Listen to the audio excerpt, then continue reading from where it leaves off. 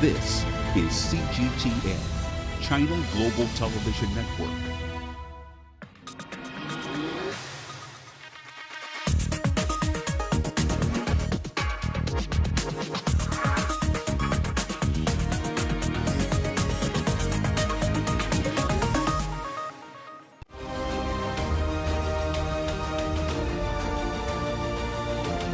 Hello and welcome to this special program, Insights in Impact. I'm Wang Guan in Beijing. China now has lifted virtually all of its quarantine and travel restrictions, a move closely watched by political leaders, central bank governors, and economists worldwide. What will a Chinese economic recovery look like? Given the extent and scope of challenges to the global economy, what role will China play in 2023 and beyond? I'm joined today by 6 international journalists and political analysts and economists to share their insights. We have Dr. Mohammad Fargad Rao, head of China desk from Associated Press, Pakistan. We also have Mr. Supachai Wuthichuan, senior reporter from Manager Media Group in Thailand, and Mr. Akena Imewu, editor-in-chief from Africa China Economy magazine. Mr. John Rossi, the former director of economic and business policy for the Mayor of London, and Mr. Daro Guppy, national board member of the Australia-China Business Council. And last but not least, we have Bill Jones, Washington Bureau Chief with the Executive Intelligence Review. Welcome to all of you gentlemen. Look at you guys. You guys come from 5 continents. I think the only representation, the only continent missing is the Antarctica. Let me start with you, John, over there. Welcome back to the program.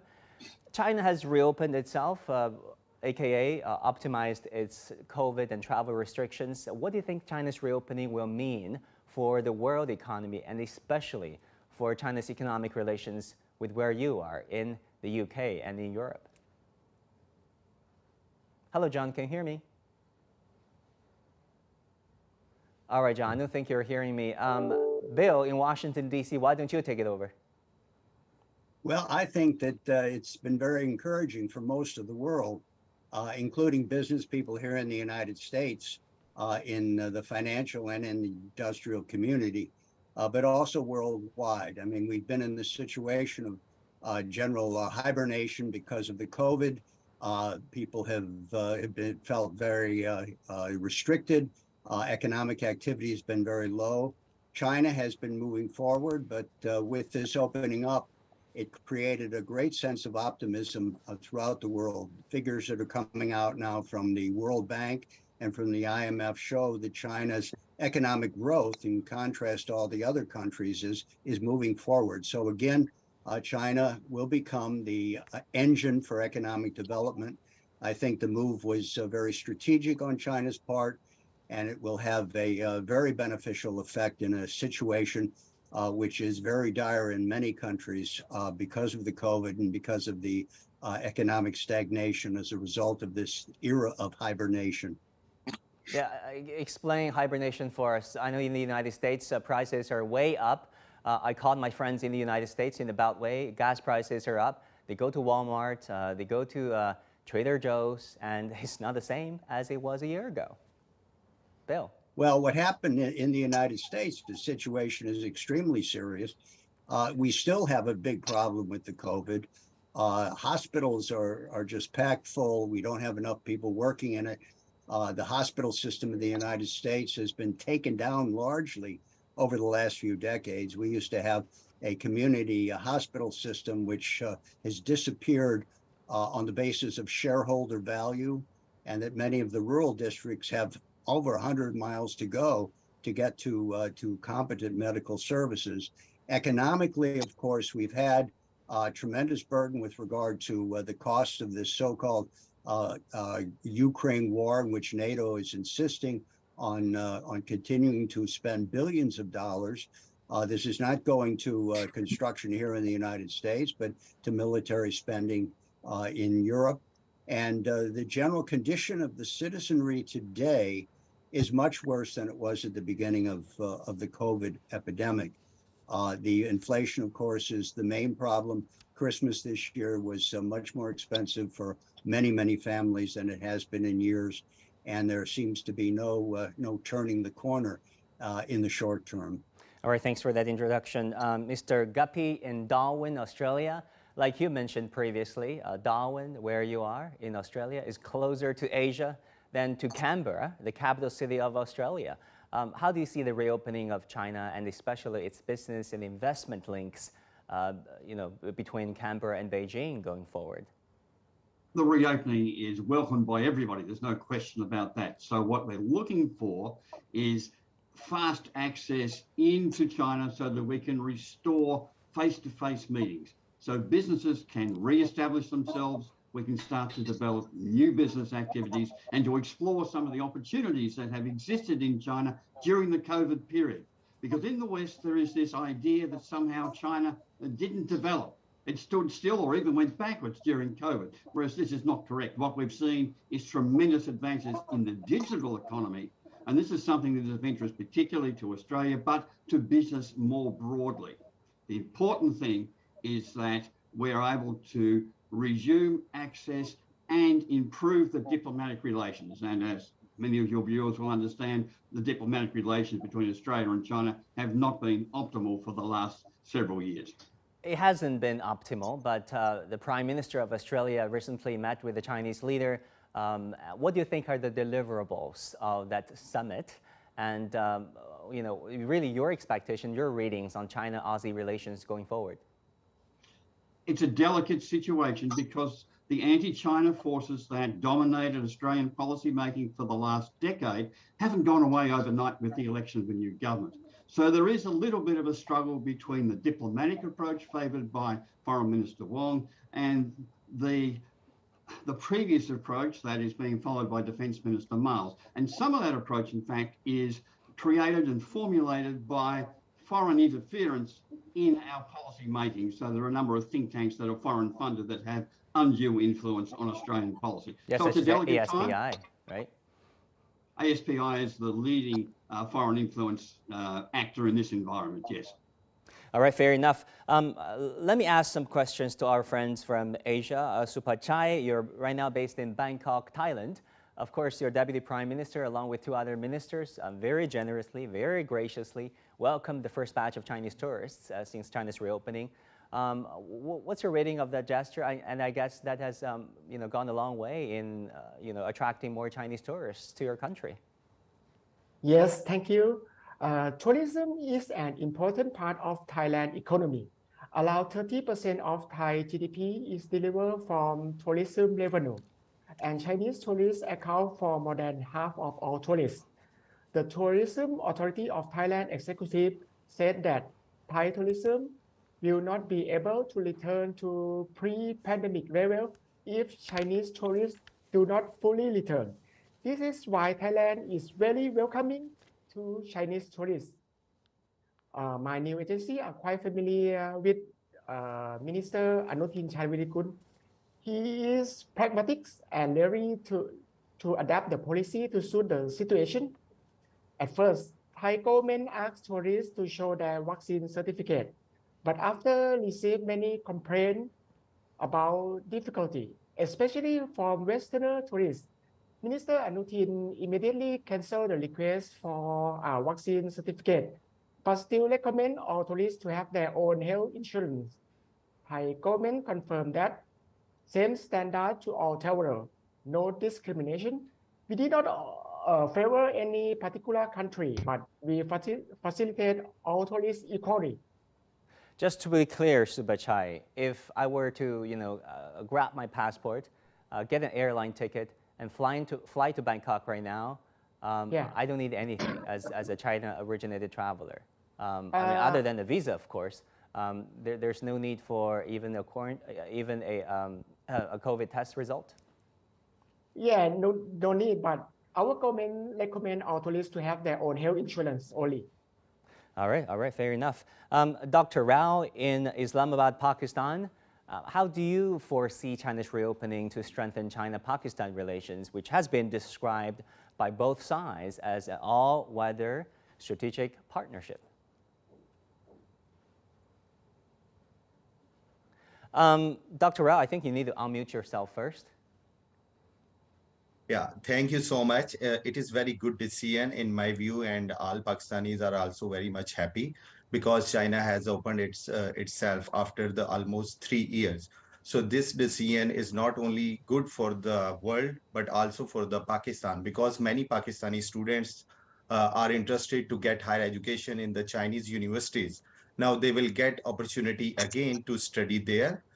Let me tell you, before COVID-19, almost more than 28,000 Pakistani students were studying in Chinese universities, and they were doing PhD and the masters.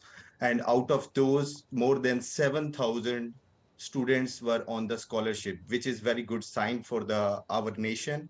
And our nation and my young youth is very much interested to go China for higher studies, to get education, and the business community want to promote their business ties and enhance to trade. So by opening of the China, now our trade will boost and our youth will be more collaborative, and the people-to-people exchanges would be enhanced.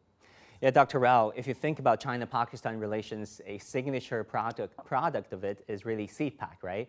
Which is really a cornerstone project of China's Belt and Road Initiative. It is so important, it is vital, but it's not without controversy within Pakistan. Some are saying that what are the benefits for everyday Pakistanis? And if you look at the progress tracking website of Pakistan, some of those CPAC projects are still either under construction or not starting at all. How do you see China's reopening, in perhaps, fast tracking the CPAC process? I think it would be a great step for the smooth functioning of the China-Pakistan economic corridor. And let me tell you, China-Pakistan economic corridor is very much significant for Pakistan, as it improved Pakistan's road infrastructure, agricultural development, and it reduced our energy crisis in Pakistan, created job employment. So I don't think that the propaganda is here, because so many Pakistanis are very much happy because employment are here, and even especially the people are doing jobs in the Huawei and the other companies. Yeah. Is there any problem in listening? No, we're good. Go ahead. Yeah. So I think it is very good step. And yes, there is a political situation is Pakistan is different. So that's why there is some propaganda that the CPAC projects are slow. But the CPAC projects in this government are in very much good mood of the complete fulfillment. So I think that the China-Pakistan economic corridor is a very good for Pakistan's economic situation and economic progress. Yeah, exactly. Recently, I had the privilege of talking to our Prime Minister when he was visiting China, Mr. Shahbaz Sharif. He was the Chief Minister of Punjab, as you know better than I do. And during the governorship there, he really oversaw a series of infrastructure projects, from the first metro line in Punjab to roads and bridges and ports over there. And he said it's his priority to really fast track the CPAC over there, to make sure that China-Pakistan relations remain on track and will be only strengthened. All right, you've been watching a special program, Insights and Impact. Stay with us. We'll be right back.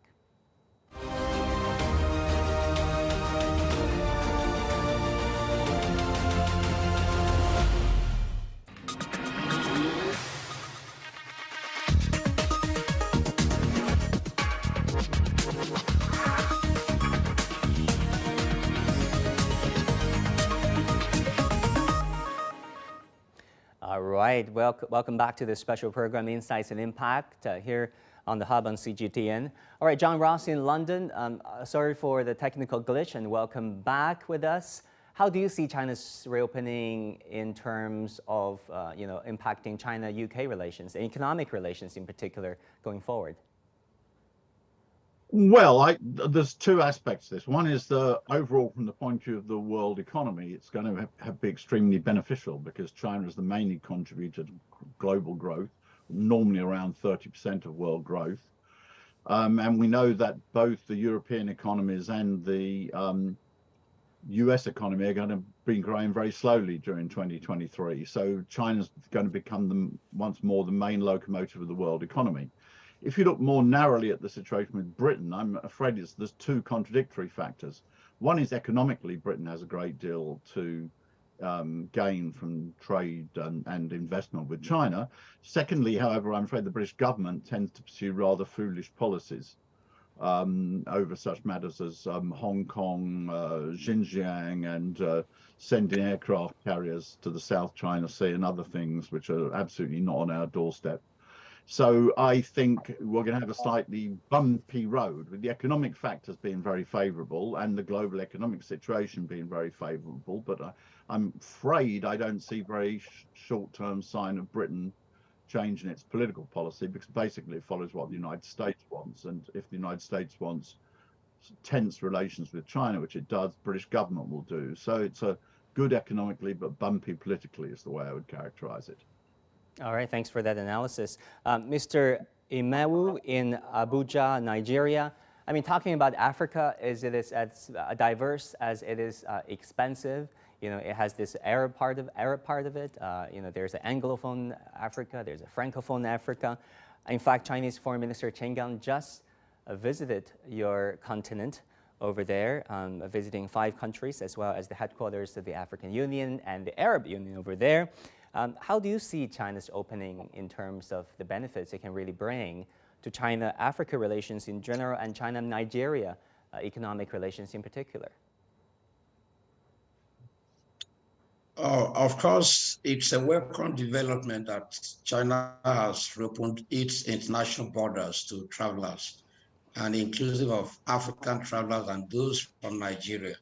To Nigeria in particular, 45% of international businesses between Nigeria and other worlds is between Nigeria and China. Therefore, China lockdown over these years had negative influence or impact in Nigeria particularly. Now that travels have resumed, there's the high hope that all those businesses that were left pending between Nigerians and Chinese partners, we all kick off again. The major focus Nigeria has had today in growing its economy has been the building of the digital economy. And the partners, almost 90% of the partners Nigeria's do businesses with to build the digital economy are Chinese experts and companies. So this reopening directly impacts Nigerians, reviving all those businesses and discussions that had been in comatose or had been at pause or pause mode. So like the visit of the FM, Mr. Chigang, that was a wonderful one. And he being at the AU implies being in the entirety of Africa, because there's no time he could run through the 54 countries of Africa or 53 around the focal platform. But being at the AU means discussing directly with Africa. And I know there are a lot of possibilities, there are a lot of benefits and impacts that will accrue to Africa and even to China from this opening up of the borders. I'm wondering, how are the Nigerian media reporting and analyzing about the Chinese foreign minister trip to Africa this time around? Nigerian media has no problem with that. We don't go by sentiment. In all sense of modesty, Nigeria operates the most developed media and most competitive media in Africa. So we don't go by the influence of what other people tell us. We observe, we notice what goes on, and we report factually. So we don't have any problem with the opening up or with the travels of the FM in Africa. They've always been positive. This is the 33rd year such travel started, and Nigeria has been part of it. In 2021, Mr. Wang Guan visited 5 African countries the same period, and Nigeria was one of them. In 2018, he did also, and Nigeria was part of it.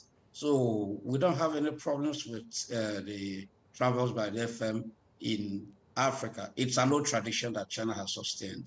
Yeah, it is a tradition that China has sustained for over 33 years, in fact. 33 years every January in the past 33 years. Exactly. Since the early 1990s. I want to talk about the world economy because there are so many factors at play. There are so many competing dynamics at play. Bill Jones, let me go to you again in Washington, D.C. If you look at the challenges to the world economy, there are many. from soaring inflation, as you mentioned, to supply chain disruptions, to the volatilities of commodity prices, geopolitical tensions, great power rivalry. They eventually affect incomes and jobs, right? Issues concerning everyday people, everyday Americans, everyday Chinese, everyday Europeans.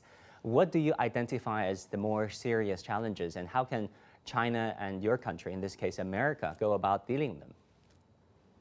Well, the biggest problem is, of course, the fact that the world financial system, call it the New York, London financial system, is a debt bubble.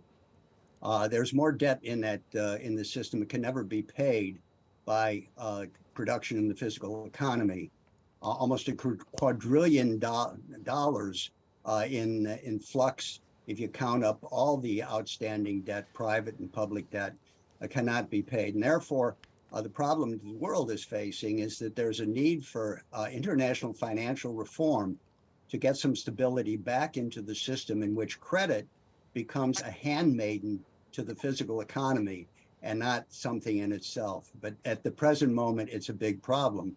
The second thing is that what we have been doing in terms of the geopolitics of trying to disrupt the international supply chain, that is the international division of labor on which everybody's consumption is dependent, will lead to a decrease in productivity and a decrease in production in the short term, and in the long term, probably to even a greater catastrophe. Because if you want to cut off certain countries supplying you with goods because of geopolitical reasons, you're going to have to add cost to trying to find these alternatives. And it's going to be a very, very difficult situation going forward.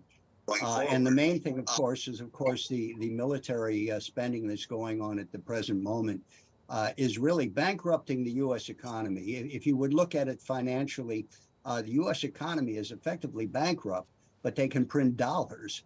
So we've got a problem there in which we have to reestablish some kind of international financial cooperation between nations, focusing on increasing the physical production of the economy and doing something about debt moratorium and other things in order to get rid of this debt burden, which is really sucking the blood out of the physical economy. This is the main thing. So yeah, exactly. On one hand, you want to curb inflation or hyperinflation, but on the other hand, if the tightening happens too fast or too abruptly, it might, hit the country's economy and make it into a recession. Once again, that is really a paradox in the opinions of many economists. Mr. Guppy, let me turn to you in Australia. China is a major buyer, major consumer of commodities, such as iron ore, that's been, turned out by Australia. How do you see China's demand, which is hopefully, rising back to the pre-COVID levels, and what will it mean for Australia's producers over there? Certainly, the increase in the Chinese economy will automatically lead to an increase of demand for Australian commodities, but also commodities worldwide.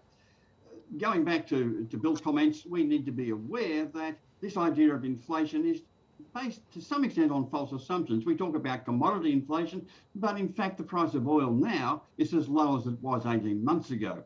So what's driving this inflationary spiral? It's not necessarily commodity prices. It is a debt-driven inflationary spiral that's related to supply side rather than demand side. So from an Australian perspective, the expansion of the Chinese economy opens up business opportunities that will be welcomed with open arms. What's important there is the on-the-ground mechanics of being able to make those connections, to be able to take advantage of trade with China in a way that is separate from the SWIFT cross-border trade settlement system, which is being held to ransom very much by America at this point in time. So China's digital currency is an important player in the expansion and globalization of the Chinese economy post-COVID. Yeah, Mr. Supachai with the Chuan in Bangkok, Thailand, how do you expect China's reopening to affect China-Thailand relations economic-wise going forward? Yes, thank you. Let me give an example. On the first day of welcoming Chinese tourists, there is a large banner at the airport that writing in Chinese that say 中泰意见亲，泰国热情依旧, which represent Thai and Chinese are like family. Thailand warm welcome is still the same. Thailand has been waiting for the return of Chinese friends for more than 3 years. This is like a reunion. In Thai and Chinese language, there is a similar proverb that say, 有朋自远方来，不亦乐乎, which means it is such a delight to have friends coming from afar. I think this is not just a tourism business, but a relationship and connection among people. I think when people have a good relationship with each other, cooperation in other matters will be smooth. I mean, millions of Chinese travelers or China original travelers hit Thailand and its many islands and archipelagos in the course of a year, right? Yes. All right, fair enough. Dr. Rao, in Pakistan, I know that China and Pakistan, they're discussing ways to boost tourism, attracting more Chinese tourists to Pakistan. Pakistan is a beautiful country. I had the privilege of visiting in 2011. Karachi was as beautiful as any seaside places have been. Islamabad, Lahore, of course. I visited Gwadar port, which was still under construction, and now I guess it is a major hub of transport and commerce over there, a very strategically located place. Maybe you can tell us a bit about Pakistan's plan in bringing more Chinese tourists to Pakistan. Dr. Rao? Sorry, you unmuted yourself once again. Yeah, that is very good news. Yeah, that is very good news. And the good news is that the China-Pakistan has decided to hold 23 as a tourism exchange years. It will greatly help to enhance our people-to-people contacts, promote bilateral relations, and the tourism cooperation between the both countries. Secondly, Chinese tourists are most popular in all over the world. Wherever you will go, you will find the Chinese tourists. So this is a good opportunity for Pakistan and the Pakistan tourism sector that in 2023, more Chinese people are expected to visit Pakistan. So this will definitely enhance our tourism economy. The third thing is that the government of Pakistan is also now translating the materials related to the tourism sites, and that material is being translated from English to Chinese so that the Chinese can go to the Karachi, Lahore, or the northern areas so that they can know about in their native language. And this is being done first time in the history of the Pakistan. So that is good that we are doing transformation from strategic to economic and economic to now tourism cooperation. The third thing is that the CPEC played very important role in promoting not only our economic and trade cooperation, but also the tourism cooperation. And the people, especially the youth of the Pakistan, after the launching of the CPEC, they try to learn the Chinese language in Pakistani universities and also in China. And they learned the Chinese language and they came back, and now they can be the better tour guide for the Chinese tourists who are expected to visit in this year. And the second, the last thing is that the food and the hotel industry would be promoted in Pakistan, and the Chinese investors have a great opportunity to come Pakistan to invest in the tourism and hotel sector. But there is one problem which I will suggest. It is related to the visa policy of the both countries, because in China and Pakistan, there are a few certain, I will say, we have to change our mechanism, because if the Pakistani want to apply the tourist visa, he or she has to apply in a shape of the group. Not less than the 5 people can apply that visa. So if we will relax this policy or change this policy, revise this policy, that would enhance our tourism cooperation to the new heights. Fair enough, fair enough. All right, guys, let's take a short break. You've been watching Insights and Impact, this special program brought to you by CGTN.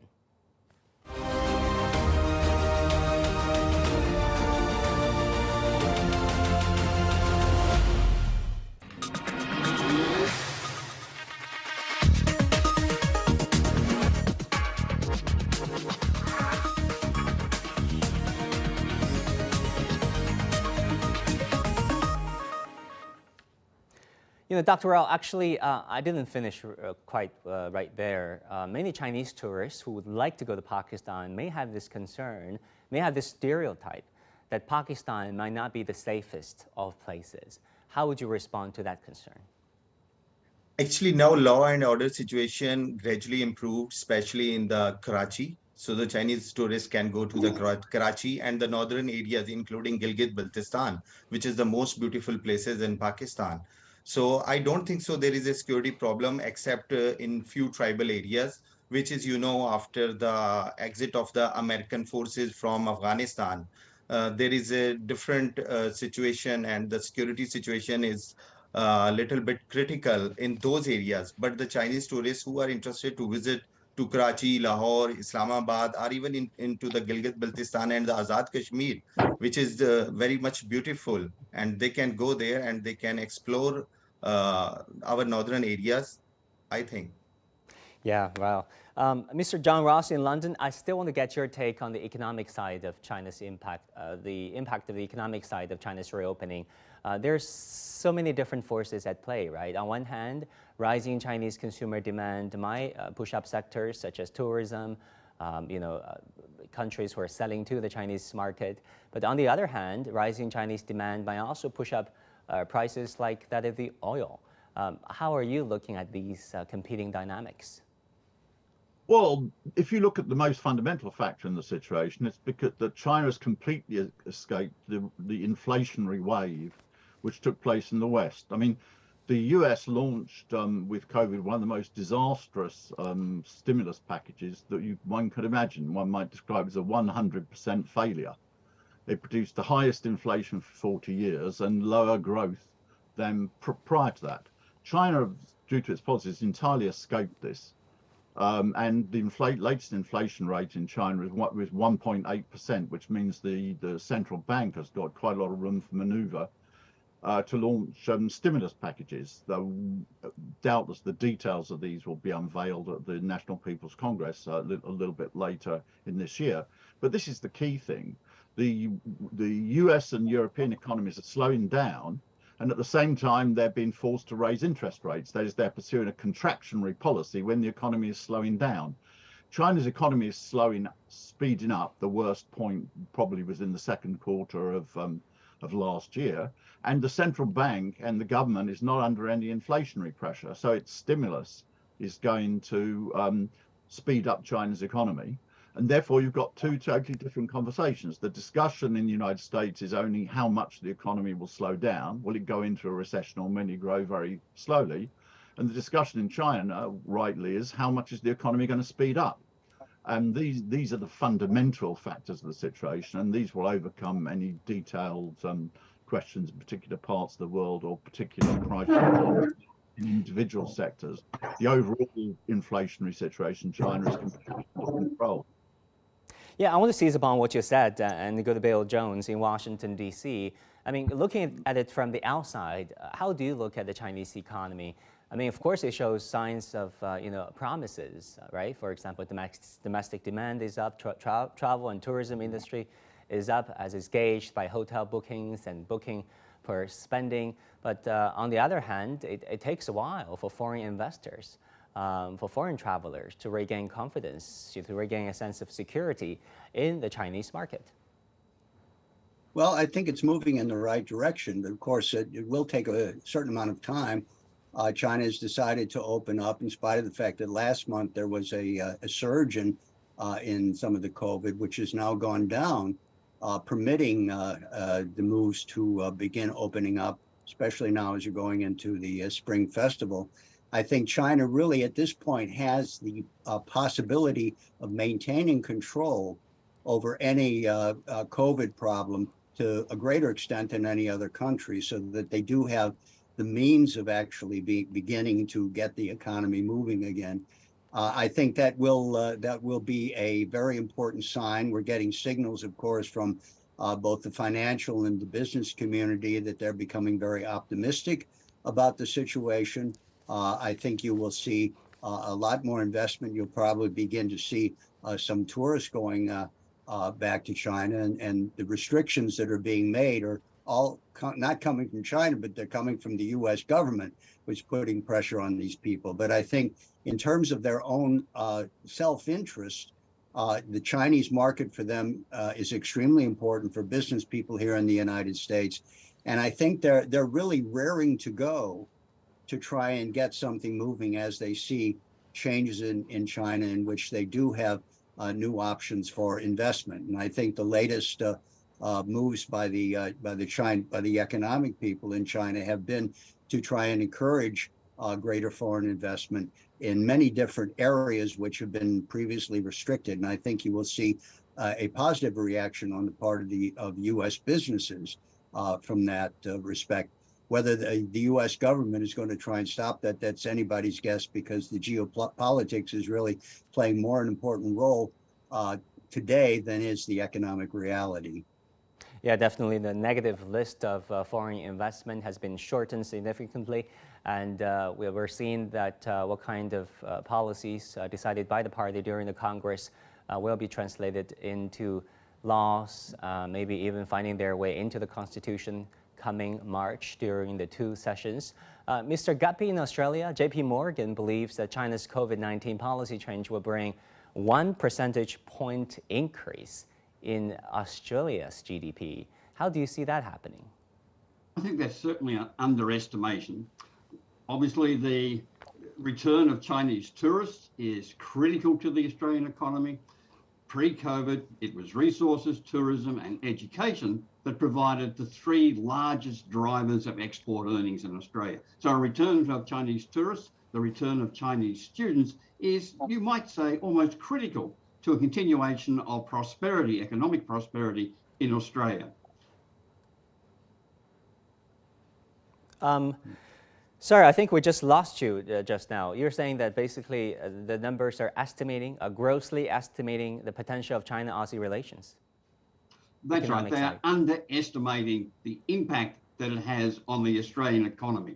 Pre-COVID, tourism, international students, mainly from China, and of course commodities were the three major contributors to Australia's export economy. So the return of Chinese tourists, the return of Chinese students is critical to a continuation of prosperity as Australia knew it in the pre-COVID period. Yeah, I want to turn to Imawu in Abuja, Nigeria. We know that Africa is the youngest continent out there. Anywhere in the world, they have the youngest population. How do you see the synergy in terms of infrastructure cooperation between China and your country, especially under the banner of the Belt and Road Initiative? Imawu, are you with us? Unmute yourself first. Sorry, Yeah, I muted the audio. Can you hear me now? Yeah, go ahead now. Yeah. All right. Yeah, the synergy is quite interesting. Like you said earlier, given the young percentage of the African population, the youthful percentage is quite high. And it tells in so many ways in relating with China. In the past 10, 15 years, the growth of African students in China has been quite enormous. That brings China to second highest country where African students study. Apart from France, China is the highest, about 78,000 African students studying in Chinese universities, and most of them on scholarship. And that has been a whopping 285% growth in 15 years. So that's enormous, and it's a benefit. Yeah, Supachai in Bangkok, Thailand. That China is quite open once again. All right, Supachai in Bangkok, Thailand. Other than tourism, what other sectors do you see greatest potential for growth when it comes to China-Thailand economic and business relations? Yes, thank you.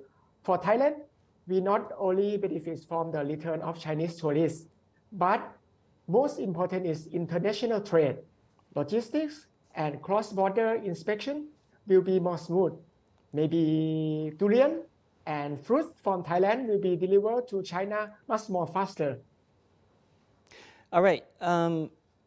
Dr. Rao over there in Pakistan, you know, Pakistan is, of course, it's been described as all-weather brother by China. We've met with the Pakistan Prime Minister who've only spoken very good words about China and China-Pakistan relations. Going forward, what do you see as the major challenges that need to be overcome when it comes to strengthening China-Pakistan relations? Because it is vital.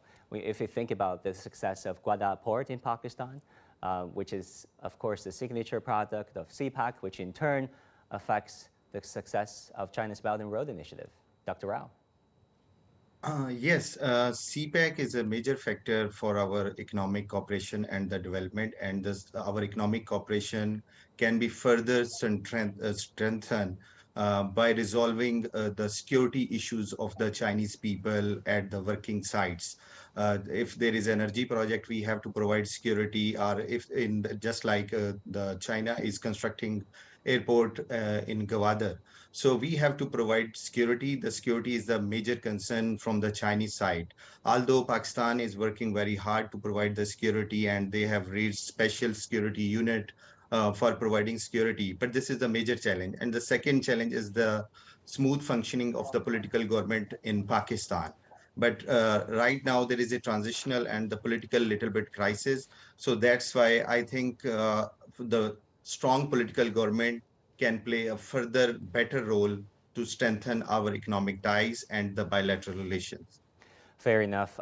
Guys, I want to talk about the future of the world. Recently, I've read a book that says there's a very interesting theory out there that basically says when we're witnessing a unipolar world, globalization seems to be strengthened and stable.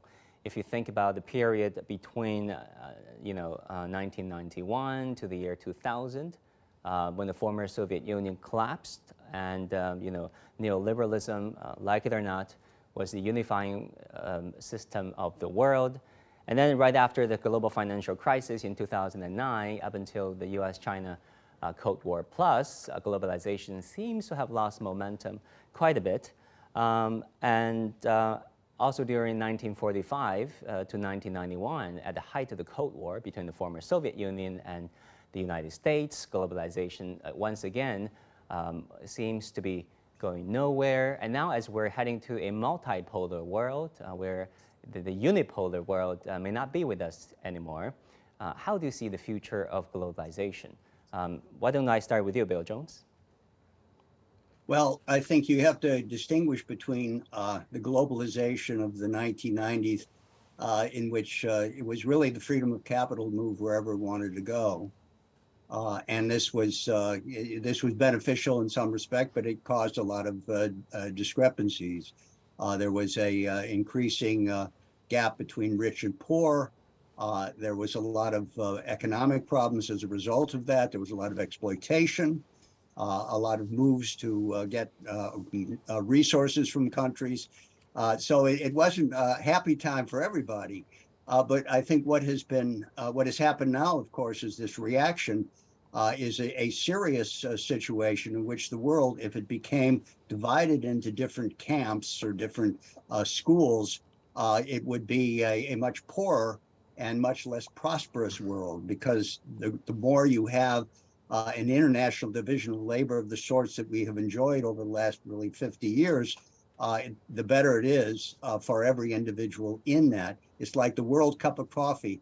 And a famous economist used to say that the coffee you drank in the morning, if you wanted to find where it came from, you'd have to go all around the world to look at the transportation, the sources, everything like that. And that's what the world we're living in. The problem that we have now is that we have to have a new type of globalization, which I think China has been very keen in putting forward with this Global Development Initiative. That is that all the countries of the world must begin to work together to discuss and to work out a plan that is beneficial for the people. And the center of that must be the people's livelihood. What is the good of the people? The problem is that the old globalization was shareholder value, which happened with the hospitals in the United States. After World War II, they wanted to set up hospitals that were accessible to all of the population. So you didn't have to drive 200 miles to get to a major hospital. That was taken down during the 90s, during the 80s and 90s on the basis of the shareholder value. That type of globalization, I think, has proved itself to be a failure. And that what China is trying to push, and other countries, I think, are very supportive of that, is trying to have a globalization in which countries can work together as equal partners and the mutual benefit in which everybody has a share. And I think that's where we have to go. And in order to do that, we have to get away from this attempt to decouple or to create small groups of different countries based on so-called values, because that's going to be a disaster economically and politically, and it can lead to, and it can and will lead to military conflict unless it is put a stop to. Yeah. Bill, just out of curiosity, what are you hearing when it comes to Antony Blinken, the U.S. Secretary of State's potential visit to China? What are people saying around the Beltway about the potential visit by the top diplomat of the United States to China? I mean, at this point, with Kevin McCarthy, a seemingly hawkish figure from the U.S. House, what can be the direction of the future for U.S.-China relations? Well, obviously, I think there will be a visit because the president had promised that, and I think Secretary Blinken has said he would actually be doing that in the short period ahead of us. Whether that will lead to concrete results is very, very difficult to say, because on the one hand, the relationship between the presidents seems to be very good. They did come to very clear agreements at their last meeting, but that has really not been followed up a whole lot. And in fact, what we had recently, of course, is this meeting between the U.S. and Japan. It looks like they're moving in the direction of creating some kind of a global NATO, in which the Japanese, of all countries, is going to be playing a major role. I think that's kind of redoing the results of World War II in one respect that I think is very dangerous. So it's hard to say how far they are willing to go in that direction. But if there is this continued push towards creating this one world based on the U.S. dictate, I think it's going to be a very troubling situation, and troubling for China-U.S. relations. And I think there is a feeling among many of the political layers here in the United States that that's moving in the wrong direction, and hopefully they will have some say. But I don't put any credit in either the Republicans or the Democrats on Capitol Hill, except for individual members who have said a lot of things rational. But I think there's going to be a tough haul to bring U.S.-China relations into the kind of a situation that we would like to see. But it's worth the effort. It has to happen, and I think it will happen because the world wants it. And you can't have a unilateral world where most of the world is not accepting the fact that there is this unilateral situation. Yeah, Mr. John Ross in London, the UK, let me turn to you. What do you think about the theory where only a unifying ideology and a unipolar world can bring about globalization, or the acceleration of the process of globalization? And really, what do you see as the future of economic globalization, years and decades from here? Well, I think the theory of the unipolar world promotes globalization is just demonstrated to be completely false by the facts at the present time. Let's look at the facts in the different parts of the world.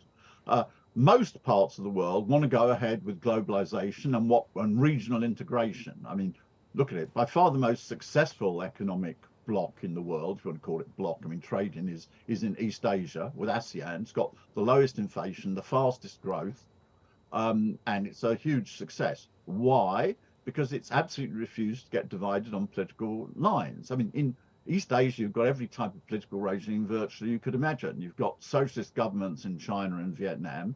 You've got a monarchy in Thailand, and you've got all sorts of republics in between. So they couldn't be more politically diverse. But what they've agreed on is that they're not going to go along with attempts to create tension.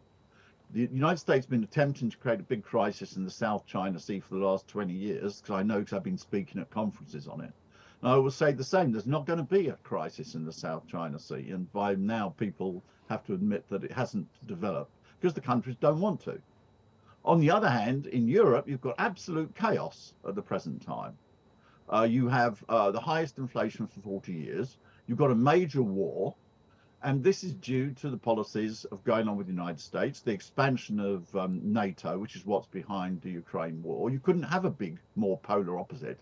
And it's the unipolar situation that has created the chaos in Europe and the expansion in Asia. And this desire for cooperation is spreading. I mean, one of the most significant recent events was the summit of President Xi with the Arab countries. I also know that there are strong feelings, for example, in Latin America for regional development. Very important is the election of President Lula in Brazil. And Africa also, they want this. So it's actually the unipolar element, the United States, that's creating the chaos. And the people who are going forward are the people who don't want to go along with its unilateral policies, as we see most successfully in Asia, but also now with the Arab world and other parts of the world. And then where is the future of economic globalization if there are no unified rules of the road? For example, if you're using an iPhone, I'm using a Huawei smartphone, you know, if I stick with RCEP, whereas you think IPAF is a better way to go? Because the United States is no longer dominant in the world economy. If we go back to the end of World War II, you can make various calculations about what proportion of the world economy the United States was. It was between 35 and 50%, depending how you do the calculation. Anyway, absolutely dominant. Now the US is about 15% of the world's economy in real purchasing parity power terms. That means 85% of the world economy is outside of the United States.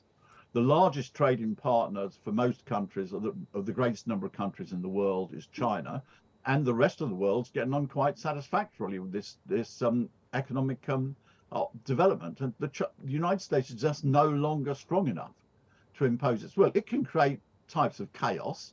It can mess up the unilateral payment system.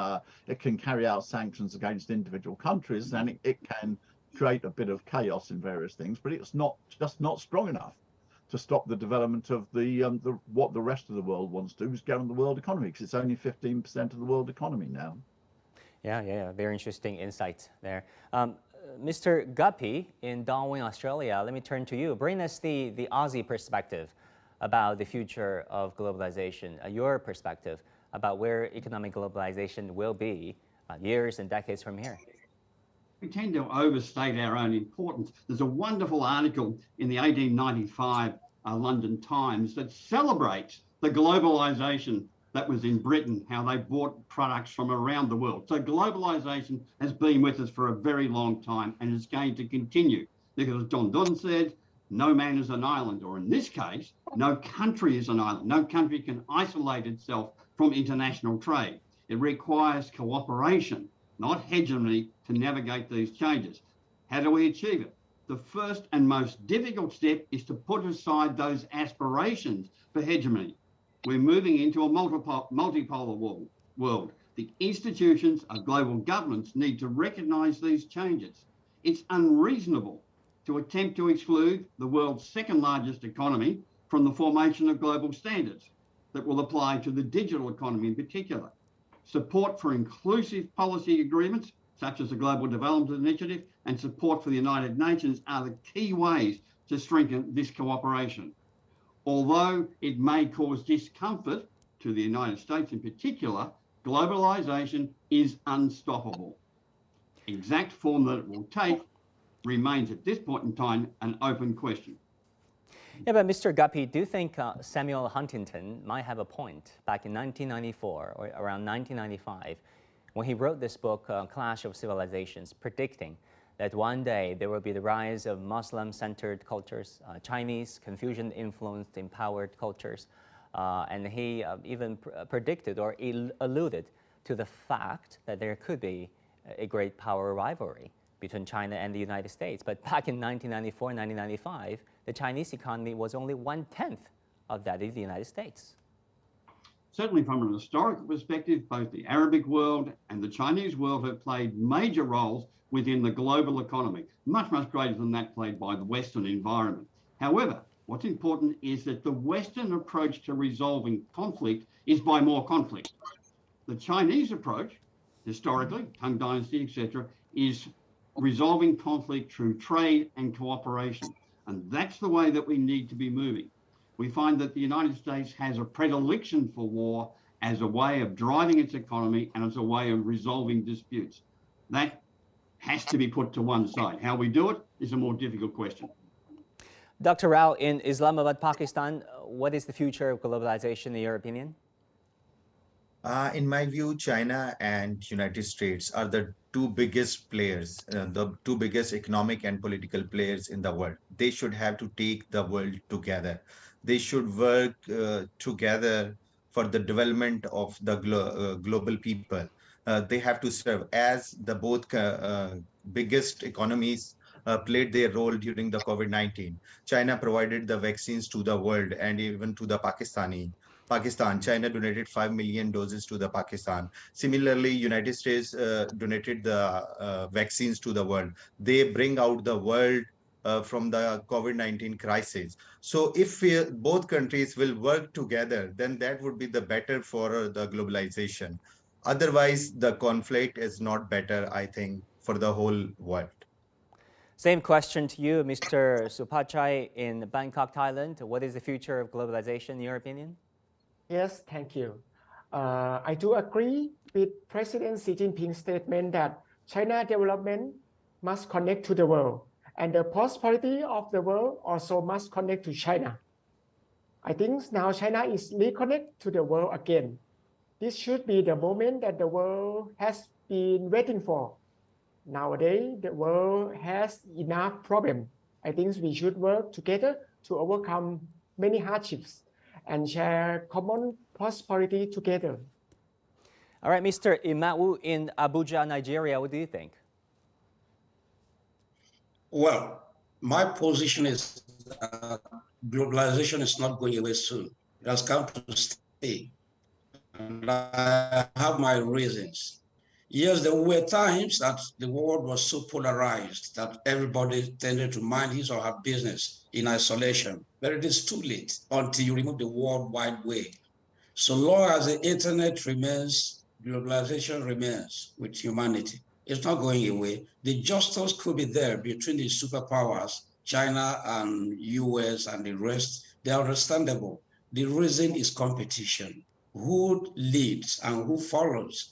But whenever we tone down the tendency of dictating to other countries of the world will have more peace. What we actually threaten globalization is I sitting down here in Abuja and telling the whole world what to do and what not to do. That is a superiority claim that tells others, you are nobody. I am the headmaster. I have to tell you when to get up and when to go to sleep.